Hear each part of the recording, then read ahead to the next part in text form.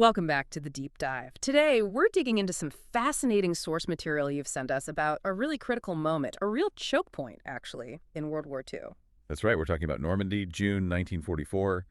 D-Day was a success. The beaches were secured, but then things just ground to a halt. Yeah, the whole Allied advance, this massive force, seemed to just die inland. It's quite shocking when you look at the initial momentum. It really was. And our sources pinpoint the problem. It wasn't necessarily cracked German panzer divisions everywhere, not initially anyway. It was the landscape itself, these ancient dirt walls. 700-year-old dirt walls stopping the most powerful mechanized army ever seen. So our mission today is to really unpack that specific tactical problem, the bocage, the hedgerows that nearly stalled the whole operation, Operation Cobra specifically. And trapped the Allies in this awful bloody stalemate. But then the really interesting part, the solution, it didn't come from the top brass, did it? Not at all. No complex engineering plans from headquarters. It came from, well, a mechanic, a sergeant working in the motor pool. Sergeant Curtis Culin. His invention, the Rhino device, cobbled together from scrap metal, basically saved the day. It's an amazing story of battlefield innovation. Absolutely. Driven by sheer necessity, seeing the cost firsthand. And that's why it's so relevant, I think.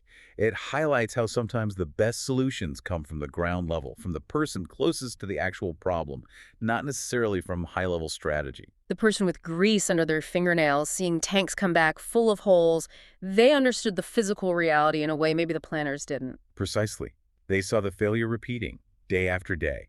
That gives you a different kind of insight. Okay, let's unpack this bocage. The sources keep using that word. What exactly were these hedgerows? Because when I think hedgerow, I think, bushes. Right, and that's the key misunderstanding. These weren't like English garden hedges or simple fences. Bocage refers to something much, much older and more formidable. Okay. So, centuries old, you said. How were they actually made? The sources mention piled earth. Exactly. For hundreds of years, Norman farmers marked their property lines by building up these banks. They'd pile soil, rocks, even farm waste onto the boundary line. Generation after generation just adding to it. Yeah, and over time, trees and thick shrubs grew on top, their roots binding that packed earth together.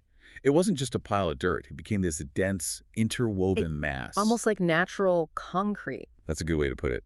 The sources describe them as 6, sometimes 10 feet tall. Think of that. A 10-foot wall of solid, root-filled earth. And not just one wall, right? The landscape was cut up by these things. Into thousands of tiny, irregular fields, a complete maze. For the soldiers moving through it, the sources say it felt like nature's revenge, like the land itself was fighting back. Wow. So how did this turn into such a lethal tactical trap for the Allies, especially for the tanks? Well, you take the Sherman tank, the pride of American armor, right? Mm-hmm. Designed for speed, maneuverability on open ground, think North Africa, maybe the Russian steppes. Okay, yeah. Wide open spaces. Normandy was the opposite. The bocage forced the Shermans into this incredibly dangerous, slow routine just to get from one tiny field to the next. They couldn't just push through them. Absolutely not. Too high, too dense. So they had to try and climb over them. And that's where it went catastrophically wrong. Okay, walk us through that. What happens when a Sherman tries to climb a 10-foot hedgerow? Right, so first, the tank has to drive its nose right up the embankment. It tilts backwards dramatically. This movement is slow, it's loud. It basically announces exactly where you are. A huge target signal. A huge signal. Second, as it tilts back, the bottom of the tank, the belly armor, is completely exposed to the fields you're trying to enter. And that armor wasn't very thick, was it? Not at all. Compared to the front glacis plate, the belly armor was incredibly thin, maybe, half an inch at most in some places. It was designed maybe to stop mine fragments, not direct fire from an anti-tank gun. So the Germans, waiting on the other side. They didn't even need a perfect shot. They knew the weak spot would appear right over the top of the hedgerow. They could use Panzerfaust, Panzerschrecks, even their 75 or 88 millimeter guns waiting in ambush. It was a turkey shoot. Devastating. And what was the third vulnerability you mentioned? Ah, right. So if the tank somehow survived the climb without getting hit underneath, it then had to crest the top. For a moment, it silhouetted against the sky, often high centering, struggling for traction. Stuck. Potentially stuck, or just moving incredibly slowly as it crashes down into the next field. It's completely vulnerable again. The Germans, concealed behind the next hedgerow, could pick it off easily. So every single field boundary was potentially lethal. The sources describe the Germans as invisible. Because they were. Mm. Dug in using the hedgerows as perfect pre-made fortifications, the landscape was their best ally. It slowed the Allied advance to a crawl, just yards a day sometimes. A bloody, frustrating crawl. This wasn't the breakout they'd planned at all. Not even close. This was the nightmare scenario threatening the entire Normandy campaign. Okay, so the euphoria of D-Day is gone. Instead, there's this sense of despair setting in, particularly in units like the 2nd Armored Division, right? They're just stuck. Deeply stuck. And this is critical because Operation Cobra, the big plan for the breakout, depended entirely on rapid armored movement. If the tanks can't move, the whole strategy collapses. The entire weight of the Allied push is hitting this wall of dirt and roots. Literally. And that's where Sergeant Curtis G. Culin enters the picture. Not in a planning meeting, but down in the motor pool. The sources describe him as quiet, wiry, a mechanic from New Jersey. His job wasn't strategy, it was fixing things. Exactly. The motor pool is where the consequences of the bocage fighting ended up.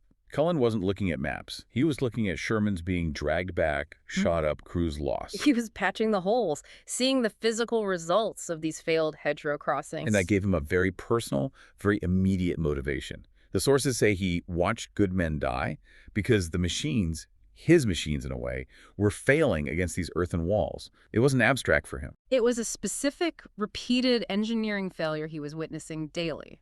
Right. Now, while Culin is dealing with this reality, Yeah. what are the official channels doing?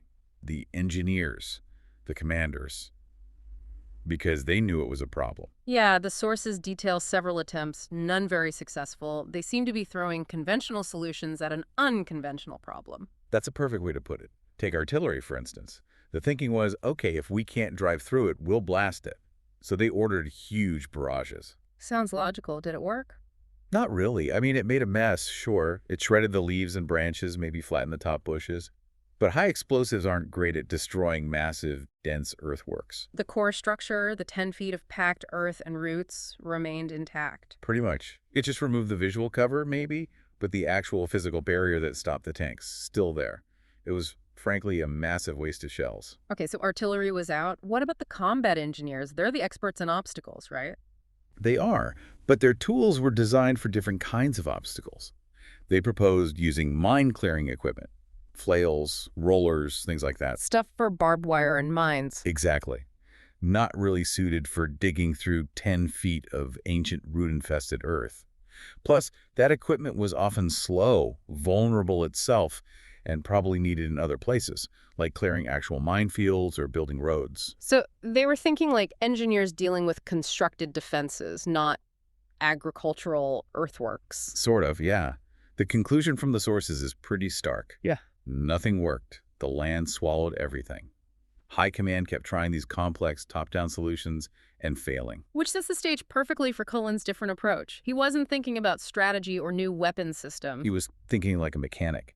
This part isn't working in this environment. How do I modify it so it does? But hang on, if it was that bad, why didn't they just bring in, like, heavy bulldozers? Surely they had some. That's a fair question. Logistics and maybe a bit of institutional blindness played a role. First, dedicated heavy bulldozers, especially the specialized ones, were likely prioritized for things like clearing the beaches, building bridges, essential construction tasks. There probably weren't enough to attach one to every tank platoon trying to punch through fields. Okay, limited resources. And second, the mindset. Command was thinking, we need a better tactic, or we need more firepower. They weren't thinking, let's turn the tank itself into an earth mover. That just wasn't how tanks were viewed. So when Cullen, this mechanic, comes forward with his idea, it probably sounded crazy. Completely crazy. The sources say his commanding officer was polite, but doubtful. Yeah. You can almost hear the condescension, right? Sergeant, you're a mechanic, not an inventor. Classic institutional response. Stick to your lane. Exactly. But Cullen wasn't arguing theory. He had the evidence right there, the broken tanks, the casualty list. He wasn't proposing a new doctrine. He was proposing a fix. My job is to keep these things running. Right now, this wall is stopping them. Here's how we get them running straight again. That's the essence of it. And that doubt, that dismissal, maybe just pushed him to try it himself back in the motor pool. Here's where it gets really interesting. Cullen's big idea was so simple, it was revolutionary. Forget climbing over the hedgerow. Yeah, eliminate the climb, eliminate the vulnerability. His question was basically, what if they cut through it? Which sounds, well, absurd, like you said. turning a Sherman tank into a giant hedge trimmer. Or a plow, yeah. Yeah. It completely changed the tank's role, just for that specific moment of breaching. It wasn't about fighting better, it was about moving better through this impossible terrain. And the way he built it, no fancy parts, no special orders, just scrap. Pure battlefield salvage. That's the beauty of it. The sources mention he specifically scavenged metal from destroyed enemy defenses. Think about that. What kind of defenses? Primarily those German Czech hedgehogs. You know, the big, heavy steel X-shaped obstacles they put all over the beaches. To rip the bottom out of landing craft. Oh. Wow. The ultimate irony, isn't it? He took the very steel designed by the Germans to stop the invasion and repurposed it to enable the invasion's breakout. Perfect, heavy-duty steel, just lying around. Okay, so he gets this heavy scrap steel. How does he turn it into something that can cut through 10 feet of earth? The sources mention a crude shape like tusks. Yeah, 4 main prongs, basically. He cut and welded this salvaged steel into sharp points and attached them to the front transmission housing of the Sherman. But the real genius wasn't just the sharpness, it was the angle. The angle, how so? Well, previous attempts, if they tried pushing, hit the hedgerow high up. Culin realized the weak point wasn't the top or middle, it was the base, where the main roots were. His prongs were angled slightly downwards. So they dig in underneath. Exactly. As the tank moved forward, the downward angle forced the prongs to bite into the earth below the main mass, using the tank's weight and power to slice horizontally through the root structure. It was leverage. Instead of trying to bulldoze the whole wall, it was like cutting its legs out from under it. That's a great analogy. It lifted the soil up and out of the way as it cut the roots. It wasn't brute force against the entire mass. It was targeted force at the critical structural point. That's clever. Brilliantly simple, really. But how did his buddies react when they saw this thing bolted to the front of a tank? Oh, complete mockery. The sources are full of it. Guys were laughing, saying things like, Cullen's building a cow catcher for his tank. Or, guess we're plowing fields for the French now. Yeah, exactly, that kind of stuff. It must have looked absolutely ridiculous, ugly, heavy, primitive, as one source puts it. It didn't look like military hardware. It looked like something from a farm auction. Pretty much. But that lack of complexity was its strength. No fancy hydraulics, nothing delicate to break. Just pure, raw function designed by someone who understood metal and force. And then came the moment of truth, the test. This must have been tense. You can imagine the atmosphere. Everyone watching, probably half expecting it to fail spectacularly, welds snapping, the tank getting stuck. So what happened? The tank rolls up to a hedgerow. And instead of trying to climb, it just keeps going. There's this incredible noise, the sources describe it like ripping canvas, or a deep growl of tearing roots and earth. It didn't slow down. Barely, it didn't climb, it cut. Those steel tusks, powered by the Sherman's engine, just slice right through the base of the hedgerow. And the tank just bursts through. Yeah, pushed forward effortlessly, keeping its low profile, emerging through the other side like the hedgerow was paper. It was maybe a few seconds compared to minutes of agonizing, dangerous climbing before. Wow. The reaction must have been immediate. Instantaneous. Yeah. The laughter stopped. Dead silence, according to the sources. And then cheering. Just this wave of relief and realization. They'd just seen the solution. The thing that had been killing them for weeks was just gone. Neutralized by scrap metal and a mechanic's ingenuity. The path forward was literally open again. And the impact wasn't gradual. It was explosive. The sources say word about the device spread like wildfire. Not through official channels initially, I bet. Just soldier to soldier. Exactly. Troops saw it work, saw it save lives, and immediately wanted it for their tanks. The demand came from the bottom up, driven by pure necessity. Which must have forced the higher-ups to pay attention pretty quickly. Unbelievably quickly.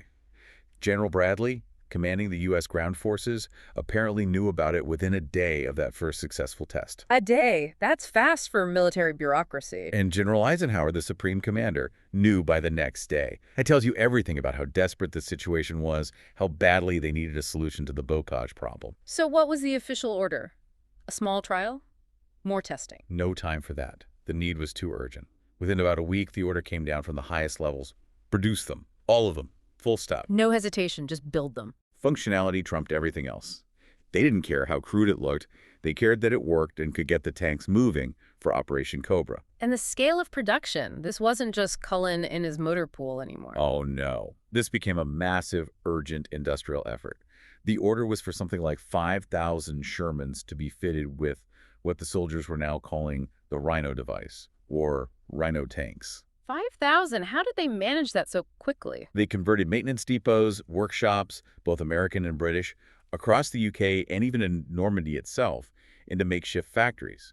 Everyone who could weld was put to work fabricating these rhino tusks. It really underlines how critical this was. It wasn't just a gadget, it was seen as essential to winning the Battle of Normandy. Absolutely. The sources state clearly it changed the way we fight this war. It turned that lethal bottleneck, the hedgerow country, into a path for the breakout. It essentially gave the Allies back their mobility. Which was the whole key to Operation Cobra. Without the Rhino, Cobra might well have failed, bogged down in that same hedgerow fighting, costing thousands more lives and potentially months of delay. It allowed the tanks to finally get into the open country behind German lines. Where they could maneuver and exploit their strengths, it unlocked the whole offensive. A strategic breakthrough enabled by a tactical ground-level fix. And Sergeant Curtis himself. Through all this, the sources paint a picture of remarkable humility. Completely. He never sought fame, never asked for special recognition or credit. While officers were debating the implementation, he apparently just stood back, maybe offering practical advice when asked. Just doing his job. He really embodied that practical mindset, didn't he? A man with grease under his nails and a heart that couldn't stand waste, especially the waste of lives over a problem he saw as fixable. It's such a contrast to the image of the heroic inventor.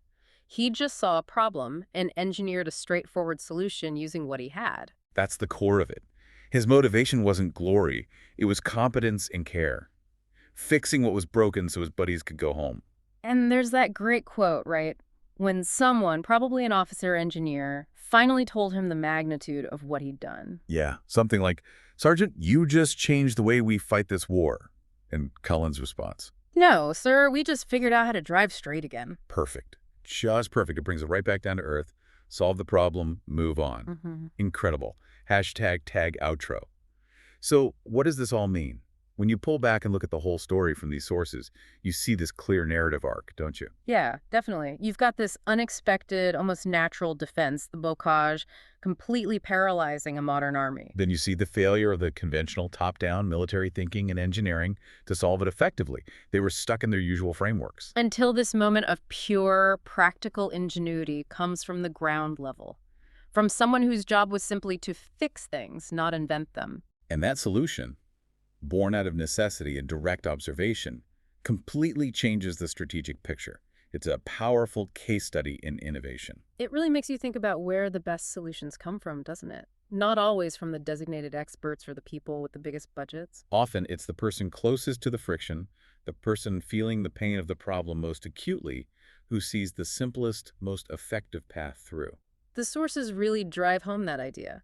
Sometimes the most profound innovations are just about refusing to accept that something is impossible and applying practical, functional thinking. That grease under the nails perspective can be more valuable than years of theoretical training sometimes. It's about understanding the immediate reality of the system. So maybe final thought for you listening. If you're facing some kind of complex challenge, something that feels like an impenetrable maze designed to trap conventional thinking, Don't just look for a more complex map or a fancier tool. maybe look down into your own motor pool. What's the basic functional problem? What's being wasted? Where's the friction? The simple, maybe even ugly fix your Rhino device might be waiting right there, ready to be welded together from the scrap you already have. A great thought. Look for the practical, maybe unglamorous solution that just gets things moving straight again. Thanks for joining us on The Deep Dive. We'll see you next time.